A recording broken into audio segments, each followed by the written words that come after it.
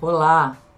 Hoje eu vou conversar com uma pessoa muito especial, o inglês Dominic Barter, que é uma das maiores referências em comunicação não violenta e justiça restaurativa no Brasil.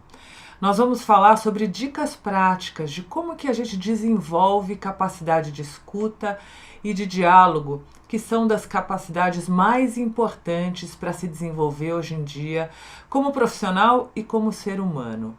Dominique, um prazer estar aqui com você hoje. Prazer meu. Queria que você falasse um pouco sobre como que a gente pode desenvolver essa habilidade. Você tem um trabalho extenso na comunicação não violenta. Se você puder começar contando um pouco sobre como funciona e como que a gente pode melhorar essa capacidade. O mundo de trabalho está passando por profundas mudanças, né? Muitas áreas de trabalho estão sendo impactadas pelas transformações na sociedade, na tecnologia e no fato que o mundo está em constante mudança e trabalho também sofre esse impacto. Quando estamos navegando esse momento de natural desorientação, é um convite para novas criatividades, inovações em muitas áreas, mas também um convite para a gente voltar pelos princípios mais norteadores, mais básicos, pelo qual a gente se orienta. Então, uma das formas que podemos aproveitar esse momento é de questionar. Trabalho, no último caso, é sobre o quê? Eu estou fazendo o quê nessa equipe, nesse trabalho, nessa obra? No final das contas, eu estou criando benefício para as pessoas. Quando eu lembro disso, eu posso olhar de uma forma diferente para vários procedimentos internos e começar a entender que minha capacidade de criar esse benefício depende fundamentalmente na minha capacidade de entender o que o outro está dizendo, de estabelecer parceria e de criar esse valor juntos. Porque hoje em dia, a comunidade só é beneficiada quando a comunidade inteira é ouvido e envolvido, integrado na mudança que está acontecendo. Então, a comunicação não violenta olha para o trabalho como uma oportunidade para a gente atender uma necessidade fundamental para os seres humanos, uma fonte de muito sentido para nós, que é a capacidade de construir juntos um mundo melhor para todos. Sabe que eu tenho no meu trabalho diário, né, na minha empresa que chama Future You, o meu trabalho diário é ajudar as pessoas a encontrar mais significado no que elas fazem, nas formas que elas vivem, que elas trabalham.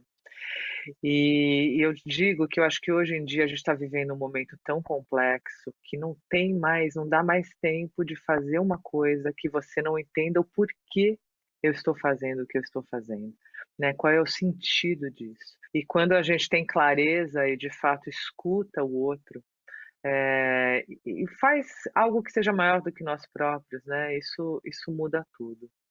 Eu queria trazer um exemplo que eu fiz uma jornada de desenvolvimento de liderança na Amazônia.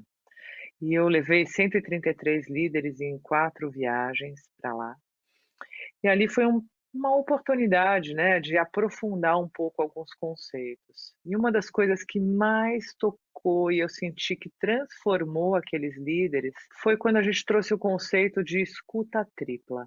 Né? O que era isso, né? E eu sei muito pouco desse assunto, mas para mim me tocou, né? Como que é eu me escutar, escutar o outro que você está dizendo, escutar o ambiente. E nós pudemos exercitar isso. E eu nunca tinha imaginado que essa escuta, começando a me escutar como eu estou sentindo isto agora, né? Te escutar, escutar o ambiente mudou completamente a minha percepção e a minha maneira de estar com as pessoas. E eu senti que isso também foi transformador para aquele grupo. Queria que você falasse um pouco de alguma da sua experiência real, né, de levar o seu trabalho no mundo do trabalho. O que você tem observado? Essa foi uma pequena experiência minha e eu já falei: "Nossa, como isso é poderoso". Muitos de nós estamos procurando alimentar essa necessidade fundamental de sentido na nossa vida. Mas também muitos foram ensinados que a gente faz isso através de uma dinâmica adversarial com o outro. A gente usa metáforas como conquistar para sugerir que estamos dentro de um ambiente bélico, onde precisamos suspeitar o outro, onde o saudável expressão da nossa ambição é de entrar dentro do território da outra pessoa, ou de acumular mais poder ou mais riqueza para nós. E o que é triste sobre esse olhar, essa abordagem, é que ao fazer isso, a gente corta exatamente o lugar onde tem mais graça, que é a capacidade de co-construir, de me perder criativamente num processo de diálogo com o outro. Diálogo querendo dizer sempre um caminho cujo fim é desconhecido. Portanto, algo que precisa ser de acumulação de novas capacidades e ideias. Ouvir nesse sentido não é simplesmente absorver os dados que outra pessoa está compartilhando, mas é uma escuta inteligente que vai por entre e por baixo das palavras, para ouvir o significado por trás deles. Ouvir o que o outro quer dizer adiciona essa outra camada. É ali que a criatividade começa a acontecer. Porque aquilo que é único do outro encontra aquilo que é único em você. Então, o novo mundo de trabalho convida a gente de abordar um do outro de uma nova forma. E ele promete um grau de conexão por dentro e por entre muito mais satisfatório e uma conexão maior com os valores que unem os seres humanos. E que bacana, né? Porque ouvir não é só o que é dito, né? O silêncio fala muito, o corpo fala, né? A postura corporal, ouvir por inteiro, não apenas o que é dito. Eu queria agora, você é fundador de uma escola, né? Eu também tive essa experiência no Rio de Janeiro, também em Paraty. Fundei junto com outro grupo uma escola Waldorf, que hoje vai fazer 15 anos agora, o Quintal Mágico. E eu queria te ouvir sobre, no contexto das escolas, né? Como é que a gente pode ensinar, por que que é importante ensinar a comunicação não violenta aos alunos? Como que um professor pode, né, estimular, a escuta e o diálogo? Eu acho que tem uma conexão muito forte entre as mudanças acontecendo no mundo de trabalho e as escolas.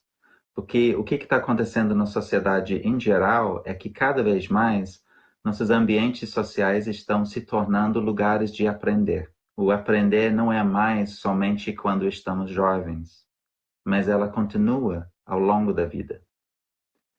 Então, a importância das escolas agora é talvez ainda mais do que sempre tem sido, no sentido que ela cria não somente um futuro geração, mas ela também cria o futuro aprendizado do futuro geração. Mas no momento, muitas escolas não experimentam a alegria que deve acompanhar a potencialidade que essa instituição representa. Porque os espaços de escuta são substituídos não por diálogo, mas por monólogos, pela ideia de que alguma coisa precisa ser imposto e o outro precisa internalizar aquilo, apesar de que seu sonho, sua visão para o seu futuro talvez seja diferente. Então, é nas escolas que a gente vê alguns dos exemplos mais bonitos da transformação que é possível quando a gente começa a seguir essa lógica de não violência. Eu tenho o privilégio de passar meu tempo com muitos jovens e muitos professores, diretores, pais, pessoas de todo ângulo do comunidade escolar, que estão procurando entender como cada vez mais a sala de aula, o corredor, o pátio e hoje em dia os espaços online, porque eles inevitavelmente começam a fazer ainda mais impacto na vida escolar, como eles todos podem se tornar espaços de criatividade, de novidade. E eu vi recentemente de uma transformação que aconteceu numa escola na Polônia, que eu achei muito, que exemplificava muito claramente uma tendência que eu tenho visto acontecer no Brasil inteiro. Uma briga, algo que toda escola conhece, surge dentro do pátio e a resposta imediata é aquela que a gente conhece. né? O adulto mais perto corre para separar as pessoas, para que eles não se machucam fisicamente, protegendo a vida deles, mas segue isso com palavras que sugerem que não podem discutir mais esse assunto, não há espaço para isso. E nas próximas horas, todas as aulas que seguem esse momento são mais ou menos perturbados pela continuidade das tensões decorrentes dessa briga. Até um dos professores, que não entendia o que tinha acontecido no almoço, para e fala: o que está acontecendo aqui? E através dessa conversa, a professora começou a ver a conexão entre o assunto que levou eles a brigarem e a matéria que estava querendo passar. E nos próximos dias, eles brincaram de descobrir quantas diferentes matérias podiam ajudar a mostrar luz em cima dessa situação que tinha separado inicialmente 2 indivíduos e depois 2 grupos de alunos. Na matemática, eles podiam entender isso. Na história, eles podiam entender isso. Na geografia, eles podiam entender isso. Na química, eles podiam entender isso. A escola, se dado os recursos e energia necessário para que os professores tenham espaço de pensar e repensar, e se eles compartilham esse espaço com os alunos, podem se tornar um novo lugar não somente do amanhã, mas de novas formas de conviver no amanhã que está por vir. Que maravilhoso. Que exemplo maravilhoso. Dominique, muito obrigada por estar conosco hoje. Foi assim uma aula que vai ficar comigo por bastante tempo. Foi um prazer, e se pessoas querem saber mais sobre o meu trabalho e esses exemplos, eles podem me encontrar online nas mídias sociais, e eu espero continuar o diálogo com todos lá. E obrigada a você que está nos assistindo. E se você quiser rever essa entrevista com o Dominique ou alguma outra da série Profissional do Futuro, entre no Globoplay. E até a próxima entrevista.